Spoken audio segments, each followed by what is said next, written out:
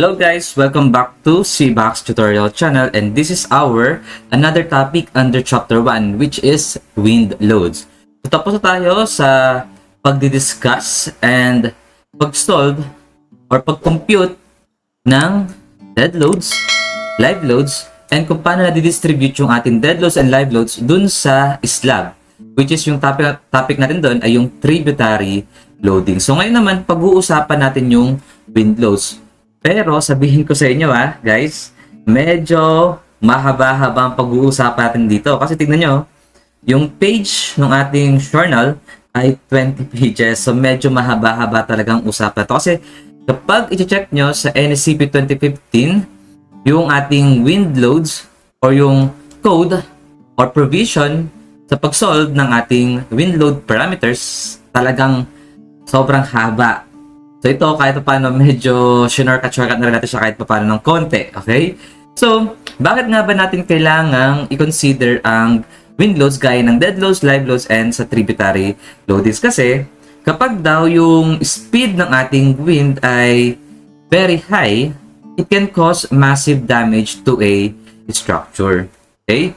So para lubusan nating maintindihan yung effect ng ating horizontal wind na kung saan ito ay nag-flow or nag-blow dun sa ating building, let's consider this figure. So take note lang guys, itong mga figure natin dito and some concept discussion ay mula sa Structural Analysis 10th edition by R.C. Hibbeler. So ginagamit natin to para at least mapatunayan natin na yung mga dinidiscuss natin ay talagang tama. So, ito yung ating windward side. Ito naman yung tinatawag natin na leeward side. So, kung saan tumatama directly yung ating wind, yun yung tinatawag natin na windward side. At kung saan naman yung kabilang side, yun yung leeward side. So, ano nga bang nangyayari sa mga side na yan? So, dito sa windward side, wind produces high pressure on front on the building. And this pressure is positive pressure, no? So, ibig sabihin, pushing. Or tinutulak niya. Diba? Tinutulak niya yung structure natin. Ayan. So, ngayon, habang ang hangin natin ay tumatama dun sa harapan ng structure, nati-create ito ng positive pressure. Ito nga. Ngayon, itong pressure na to ay lumalakas. Kasi nga, di ba, hinaharangan siya, di ba? So, lumalakas siya hanggang yung ating wind will be redirected dun sa sides, yan, sa sides natin, sa side wall, and dun sa top ng ating structure. So, tatama siya ng pagganito, ayan, then, pupunta siya ng paganyan.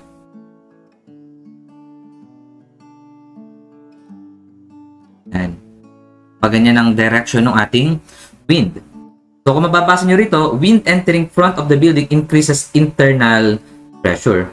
And then, dun sa leeward side natin, the wind produces low pressure daw behind the building.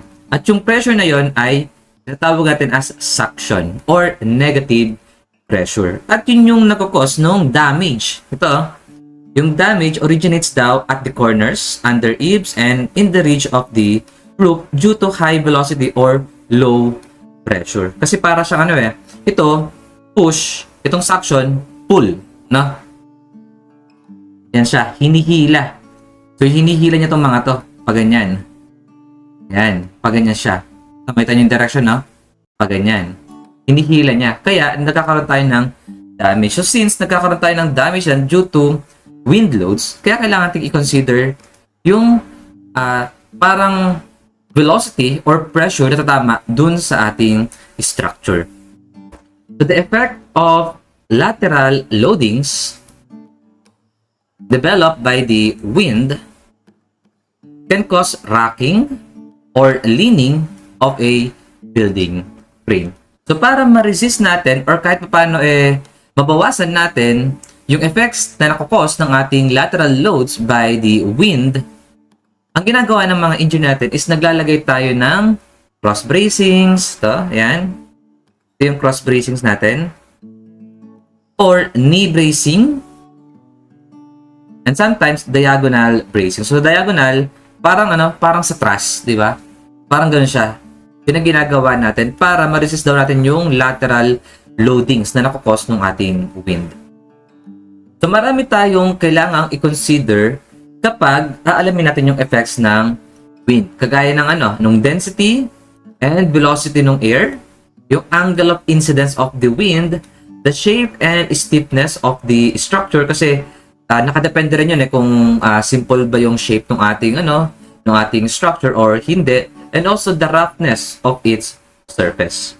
So the design purpose or for the design purposes, yung wind loadings natin can be treated using either a static or dynamic approach. So for static approach, the fluctuating pressure daw caused by constantly blowing wind is approximated by a mean velocity pressure that acts on the structure. So itong pressure na to is pressure Q, which is defined by the air's kinetic energy per unit volume. So ito yun, Q is equivalent to 1/2, kaya nga mean, di ba? Mean velocity pressure. Yung ating rho is the pressure, and then V squared, where rho is the density of the air, and V is its velocity. So according to ASCE 7-16 standard, yung equation daw na to na pressure Q na 1/2 rho V squared is na-modify daw. Para saan? Para ma-account natin yung height ng ating structure and also yung terrain kung saan nakalocate yung ating structure. So itong modification na to is ito. Yan. Yan yung modification natin doon sa ating equation na pressure Q, which is equivalent to 0.613 kz, kzt, k sub d, k sub e, v squared. And yung equation na to ay applicable lamang sa metric system. In Newton per meter squared. So, kahit siguro wag nating basahin to isa-isa kasi mas maganda na mag-solve na tayo ng problem, then i-apply natin or gagamitin natin yung NSCP 2015. At doon natin mag-isa-isa yung mga notations na yan. Okay. So, after kasi natin ma-solve yung ating Q, yung pressure Q natin, isosolve naman natin yung tinatawag natin na design wind pressure P. Okay, so yung example kasi natin dito is for enclosed building. So sabi niya rito, the design wind pressure for enclosed building is that once the value for QZ, the design pressure can be determined from a list of relevant equations listed in ASCE 7-16 standard. Pero tayo, NCP 2015 yung gagamitin natin. So yung ating design wind pressure P is equivalent to Q GCP minus QH multiplied by GCPI. So, isa-isahin ulit natin yan kapag nagsosolve na tayo ng problem. So, for high-rise buildings, or those having a shape or location that makes them wind-sensitive, it is recommended that a dynamic approach be used to determine the wind loading. So, yan. Kailangan doon, dynamic approach na raw yung gagamitin natin para dun sa mga high-rise building natin or parang mga flexible buildings. Ayan. Okay? Pasok tayo ngayon sa NSCP 2015. So, meron kasi sa NSCP 2015 yung general requirements natin para ma-determine natin yung basic parameters for the wind loads. So, under to sa section 207A. So, siguro zoom natin ng konti. Ayan. So, mapansin nyo rito, nandyan yung tinutukoy na basic wind speed na V, yung ating wind directionality factor, K sub D, exposure category, ayan. So, sasabihin niya lahat dyan. Pero itong general requirements na to ay para sa dalawa. Yung tinatawag natin na MWFRS and CNC. So, nahatin sa dalawa. So, yung ating MWFRS is yung tinatawag na Main Wind Force Resisting System. At samantalang, yung ating namang CNC is tinatawag na Components and Cladding. So, ano nga bang ibig sabihin ng MWFRS? So, according sa NSCP 2015, nakalagay rito, yan yung ating Main Wind Force Resisting System. It consists of a structural frame or an assemblage of structural elements that work together to transform or transfer wind loads acting on the entire structure to the ground. Structural elements such as cross bracings, shear walls, roof trusses, and roof diaphragms are part of the main wind force resisting system when they assist in transferring overall loads. So, yung tinatawag natin na MWFRS, sa madaling salita, ito yung framing system natin. Okay? So, para sabi nga dito, structural frame. Para ito yung ating warehouse. Ayan. Ayan. And then, meron tayo sigurong truss. Ayan. Yan yung frames natin. At nag-under yan sa main wind force resisting system. Sila yung nagsasalo. Okay? Sila yung nagsasalo nung wind na tumatama dun sa ating structure. So, ano naman ang CNC? So, CNC is the components and claddings. These are elements of the building envelope that do not qualify as part of the MWFRS. So, medyo hindi malinaw ito. Ito kasi is kinuha ko sa NSCP 2010. Hindi masyadong malinaw yung definition ng components and cladding. Doon naman sa NSCP 2015, ito siya. Components can be part of the MWFRS when they act as shear walls or roof diaphragms, but they may also be loaded as individual components. So, hindi pa rin masyadong malinaw yung pagkakadefine ng components and cladding. Pero, ang components and cladding, sila yung direktang natatamaan nung wind sa ating structure. And then, since sila yung direkta natamaan ng ating wind, yung effect ng wind na tumama sa kanila ay ipapasa nila dito sa ating MWFRS. So, anong mga example ng components and cladding? Yung roofing. Okay? Yung mga roof, walls, ano pa ba? Yung glass. Kung glass yung yung wall natin, no? Glass wall, yung mga yero-yero na na pader, yan. Yun yung components and cladding. So sa madaling salita, para mas lubos nating maintindihan ang difference ng ating MWFRS at ng CNC, kumbaga, ang CNC, ito yung balat. Yan, yun yung balat natin na direkta natamaan ng sunlight, natamaan ng hangin, yan. Yun yung balat natin. And then, yung ating MWFRS, ito yung kalansay. Ito yung mga buto. Okay? Na kung saan, nasa loob ng ating components and cladding. So, I hope naintindihan nyo kung anong difference ng main wind force resisting system and components and cladding. So, dito tayo sa MWFRS focus. Kasi syempre, check natin kung ano nga ba, or parang i-analyze natin kung ano nga ba yung loads na mapapasa dun sa ating MWFRS. Yun yung isosolve natin kasi rito. Okay? So, dito sa column natin, sa MWFRS, we have 1, 2, 3, 4 section on how to determine the wind parameters. Yung una, yung directional procedure for buildings of all heights. Pangalawa naman, yung envelope procedure for low-rise building. Oops, ano nangyayari?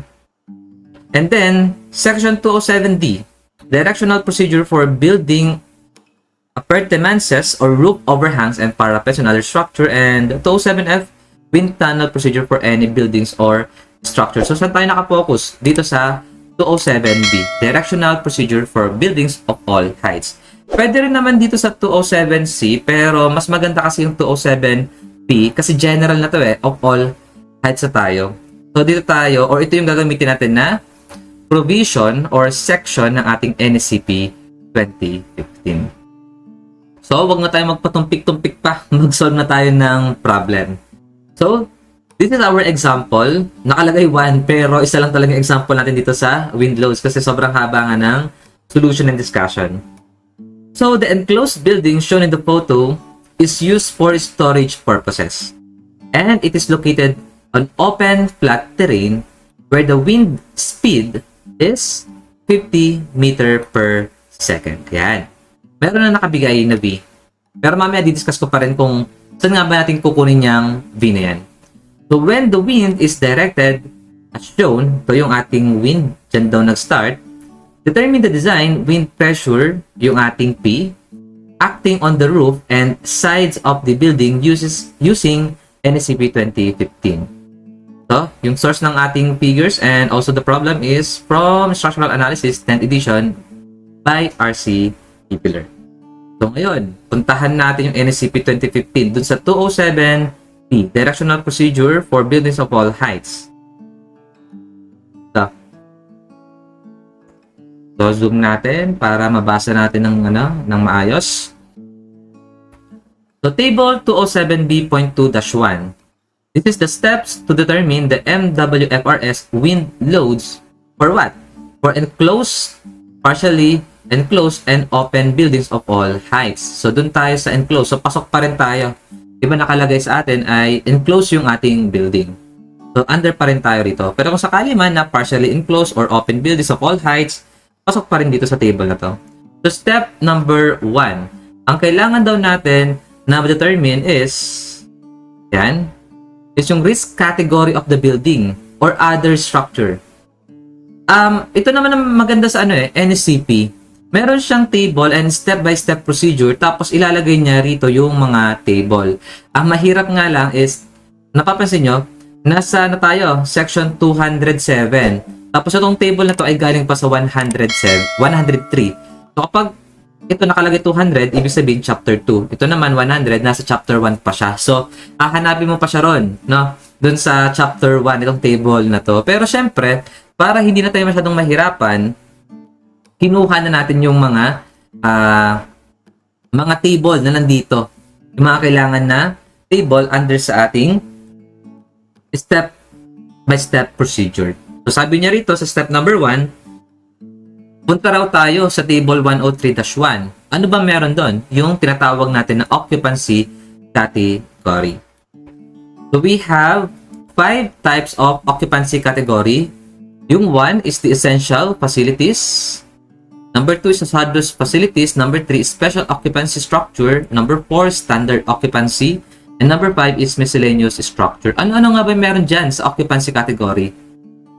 So, dito sa essential facilities, andyan yung occupancies having surgery and emergency treatment areas, yung fire and police station, garages, and shelters for emergency vehicles and emergency aircraft. So, napapansin nyo, puro emergency siya, no? For emergency purposes, yung ating essential facilities. So, ibig sabihin essential, yung talagang essential or kailangan natin na type of facility na nagpo-provide ng mga emergency headquarters or mga surgery, mga ganyan, mga fire station and police station, and syempre, pinaka-importante, yung hospitals. Yan yung ating essential facility. So, under ba dyan yung ating structure? Hindi, no? Wala tayo dyan. Next, hazardous facilities. Occupancies and structured housing or supporting toxic or explosive chemicals or substance or non-building structures storing, supporting, or containing quantities of toxic or explosive substances. So, itong hazardous facilities naman, na category number 2, ito yung mga chemical or nuclear plants, oil refineries, or any facilities that are risky of fires, explosions, and chemical releases. So, syempre, hindi under dyan yung ating structure. Itong special occupancy, ito yung mga buildings with an assembly room with an occupant capacity of 1,000 or more, or educational buildings such as museum. O diba, parang babasahin nyo lang talaga ng direkta itong mga category nito, malalaman natin kung saan talaga mag-undergo yung ating structure na dinidesign. Okay? Isa pa pala, itong essential facilities na to is parang ano rin to, kailangan rin natin to para sa ano pa ba yung mga emergency preparedness centers. Kaya ng mga evacuation area. Ayan. Diyan nag-undergo yung mga essential facilities natin. So, wala tayo sa 1, 2, and 3. So, punta tayo sa 4. Ang nakalagay rito, all structures, housing, occupancies, or having functions not listed in category 1, 2, or 3, and category 5. So, wala tayo dun sa 1, 2, 3, and 5, hindi ba? So, under yung ating structure sa category number 4, which is standard occupancy structure. Ano naman ang meron sa category number 5? Ang nakalagay rito ay private garages, carports, shed and fences over 1.5 meter high. So, di ba? Pag binasa nyo ng buo yan, talagang dito tayo mag-undergo sa category number 4. So, isulat natin dito sa step 1. Yung ating category is number 4. Category number 4. So, tapos tayo sa ating step 1. Punta naman tayo sa step 2. Ang sabi rito, determine the basic wind speed V for the applicable risk category. So, saan ba yung magbabase? Dun sa figure 207A.5 dash or dash 1A, B, or C. Tatlo yun. Ito yun. Yan. Yan yung ating figure 207A.5 na 1A, 1B, and 1C. So, tingnan natin kung saan tayo mag-under. Sa 1A, ang nakalagay dyan ay category 3, 4, and 5. Sa 1B, category 2. Yung 1C, sa category 1 buildings and other structure. So, dun tayo sa so 1A, kasi under tayo sa category 4. Tapos, titingnan natin kung saan yung lugar na dinidesign niyo. So, for example, dun kayo sa Manila. Yan. Parang banda rito yung Manila, di ba? Dun yung Manila. Tapos mapapansin nyo, meron silang mga line.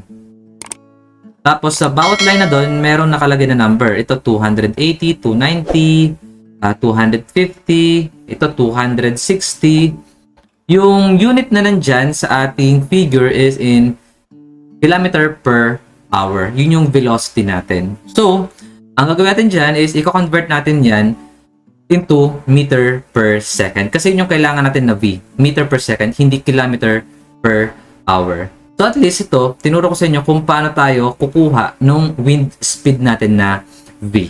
So simple lang naman yun di ba? Alamin nyo lang yung category, then malaman nyo na kung saan or kung ano yung ating wind speed based on the location of our structure. So dito sa problem natin, binigay na kaagad, no? Nilagay na kaagad yung ating wind speed. So under the step 2, ang ating wind speed V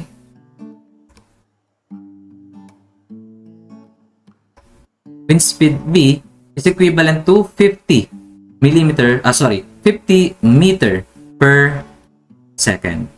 Next, step 3 tayo, which is yung isa sa pinakamahaba talaga na step. Siya lang ating pinakamahaba sa pagkakalala ko. Natin. Ayan, siya nga yung pinakamahaba. Ay hindi, ganun rin pala yung 6. Ayan. Anyway, doon tayo sa step 3. Okay na tayo sa step 1. Step 2, doon tayo sa step 3. Determine wind load parameters. Yan. So, una, doon tayo sa tinutukoy na wind directionality factor, KD. So, see in section 207A.6 and table 207A.6-1. So, ito yan. Yung ating wind directionality factor, KD. So, ano nga ba yung tinutukoy natin na wind directionality factor? It takes into consideration sa pagbabago-bago ng wind speed na pwedeng mangyari through the change in wind direction. So, there are instances that the wind approaches in one direction only. And this factor help us to incorporate yung 3D or 3-dimensional nature ng wind flow around dun sa ating building. So, syempre, nagdedepende yun sa shape and geometry of the building or the structure. So, under tayo sa main wind force resisting system at yung ating directionality factor is equivalent to 0.85. So, yung ating wind directionality factor, KD, is equivalent to 0.85. The next naman is, tayo dito sa una. Kung ko lang kung nababasa nyo, kailangan talagang sinusum, no? So, yung next naman is yung exposure category natin. May kita natin yun sa section 207A.7. Ito yun. Yan. So, under sa exposure category sa NECP 2015, meron tayong komentary na nakalagay at napakahaba niyan. Yan. Hindi ko na lang naisama yung padugtong ito pero sobrang haba ng komentaryo na yan. So dito, pag binasa nyo siya, hindi masyadong malinaw yung pagkakadefine ng exposure category natin dito sa NSCP 2015. Tapos, parang binibigyan tayo ng sariling desisyon kung paano natin tutukuyin yung exposure category. Kumbaga, ito, exposure category, exposure B, exposure C, parang ganun. Then tayo yung magde-decide. So, since hindi gaanong malinaw yung pag-determine natin ng exposure category sa NSCP 2015, we can also refer to NSCP 2010. Under yun sa section 207.5.6.3, exposure category. So, kung babasahin niyo exposure B, exposure C, exposure D, ayan, meron naman silang definition. So ngayon, yung wind kasi natin ay nai-impluwensyahan nung terrain and also nung surface roughness and the surroundings of the structure. So ibig sabihin, kung ano yung dinidefine ng ating surface roughness categories, yun na rin yung tinutukoy para do sa ating exposure category. So dito tayo magbe-base sa surface roughness B, roughness C, and roughness D. Na kung saan itong surface roughness B, ang tinutukoy nito ay para rin naman sa exposure B, sa roughness C, para naman sa exposure C, and roughness D, para rin naman din dun sa exposure D. So isa-isahin natin sila. So, sabi rito sa surface roughness B, urban and suburban areas, wooded areas, and other terrain with numerous closely spaced obstructions having the size of single-family dwellings or larger. So, nasa urban ba or suburban areas yung ating structure? Hindi. Okay? So, dito sa surface roughness C, open terrain with scattered obstruction having heights generally less than 9 meters. So, ano nga ulit yung ating structure? Yung ating structure ay nasa open, flat terrain. Ibig sabihin, yung ating exposure category ay exposure C.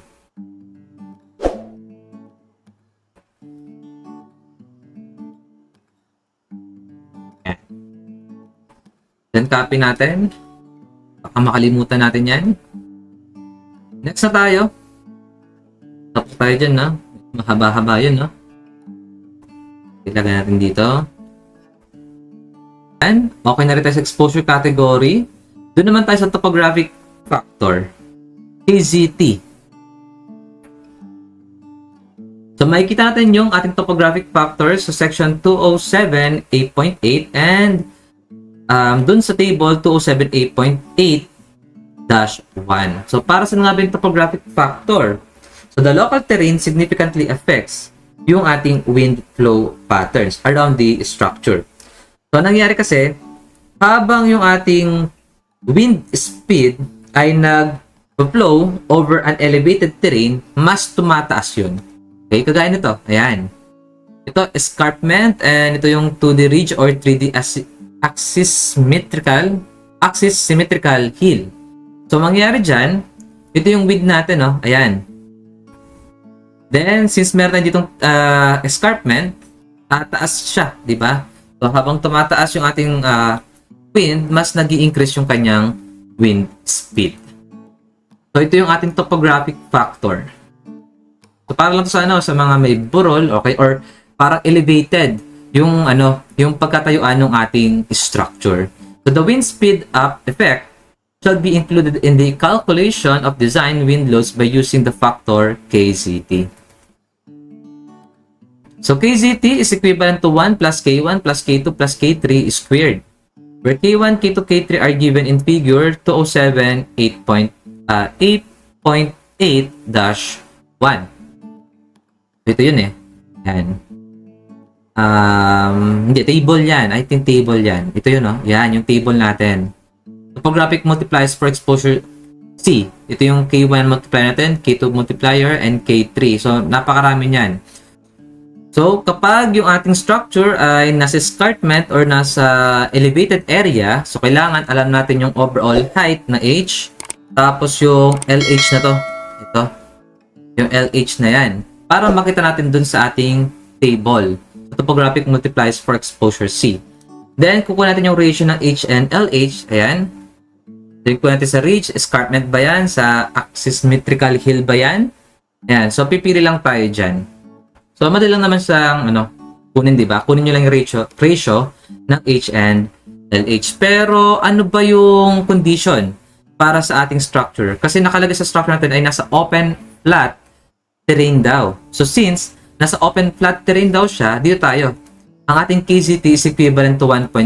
Bakit? Kasi nakalagay rito, if yung site daw natin or site condition or location of structure do not meet all the conditions specified in section 207A.8.1, under dito, yung ating KZT is equivalent daw sa 0. Yan. So, KZT, yung ating topographic factor is equivalent to 1.0. Ito pa, kung babasahin nyo rin NCP 2015 para sa wind speed up over hills, ridges, and escarpments. Ano ba yung ibig sabihin ng escarpments? Ano lang yun? Pag escarpments, kagaya na to, parang sobrang steep na parang siyang cliff, no? Parang ganun yung escarpments. So, yan yung mga condition nila. So, wala naman tayong problema sa structure natin kasi nasa open flat terrain naman tayo.